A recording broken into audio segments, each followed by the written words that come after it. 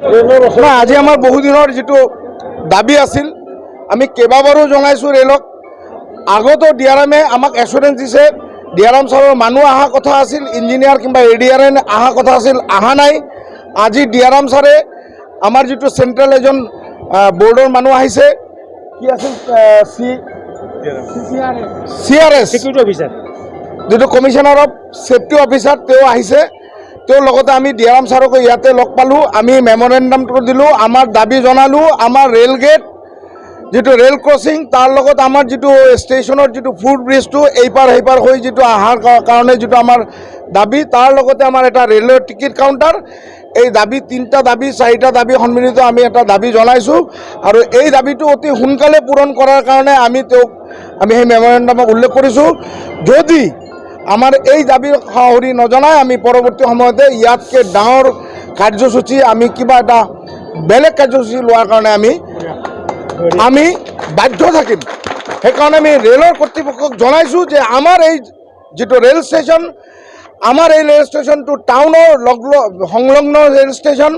এই টাউনখন rail line আৰু rail ষ্টেচনে আমাৰ দুটা ভাগত ভাগ কৰিছে।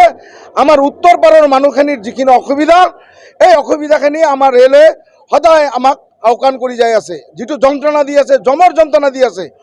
এইটো বিষয়ত আমি বহুতবাৰ এইটো ইমান দিন আগৰ পৰা আমি এই ব্ৰিজটো লৈ আমাৰ এটা সমস্যা আছিল। আপাতত যদিও ব্ৰিজটোৰ কাৰণে আমাৰ সমস্যা অলপ মৰিছে, ইতিমধ্যে আমাৰ আৰু ৰেল গেটৰ এটা যন্ত্ৰণা আহিছে। আৰু এটা ফুট ব্ৰিজ যিটো আমাৰ সূৰ্যনগৰ, ঘোষপট্টি, ৰামকৃষ্ণপল্লী, এইটো উত্তৰ পাৰে এইটো ছাইডৰ কাৰণে আমাৰ ছাত্ৰ ছাত্ৰীৰ পৰা আৰম্ভ কৰি বিকলাংগৰ পৰা আৰম্ভ কৰি বৃদ্ধৰ পৰা আৰম্ভ কৰি চবৰ কাৰণে এটা ডাঙৰ সমস্যা হৈছে এই ব্ৰিজটো। ৰাতাৰাতি তেওঁলোকে ভাঙিলে।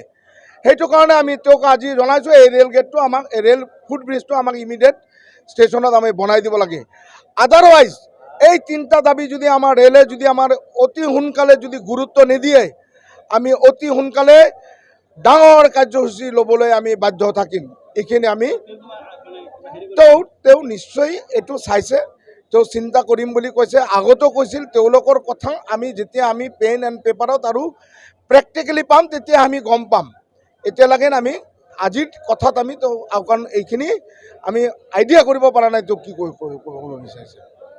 বৰপেটা ৰোডৰ ৰাইজ আজি আমি একত্ৰিত হৈছোঁ।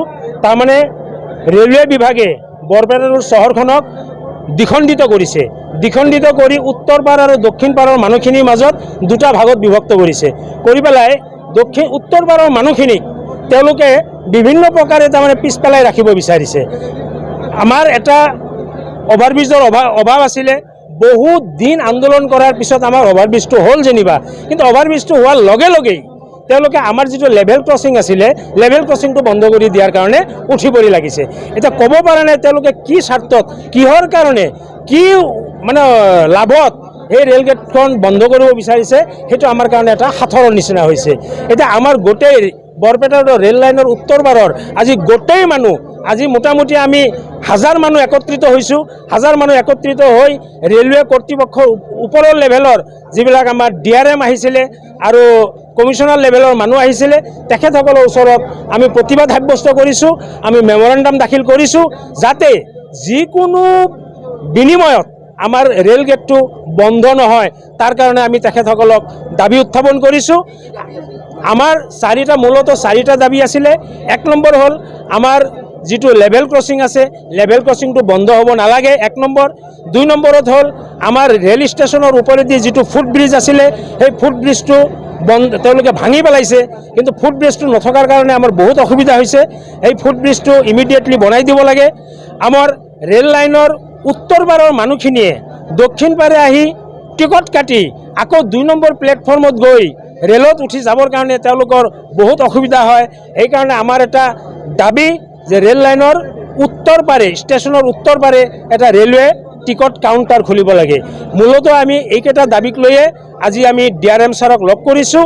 লগতে দিল্লীৰ পৰা যিজন আমাৰ ছিকিউৰিটি অফিচাৰ আহিছিলে তেখেতকো আমি মেমৰেণ্ডাম দিছোঁ। আৰু তেখেতসকলক আমি জনাই দিছোঁ যে যদি আমাৰ এই মেমৰেণ্ডাম মতে যদি তেওঁলোকে আমাৰ কথাত কৰ্ণপাত নকৰে, তেতিয়াহ'লে ইয়াৰ পিছত আমি বৰপেটা ৰোডৰ ৰাইজ যিকোনো গণতান্ত্ৰিক আন্দোলন ল'বৰ কাৰণে আমি বাধ্য হ'ম।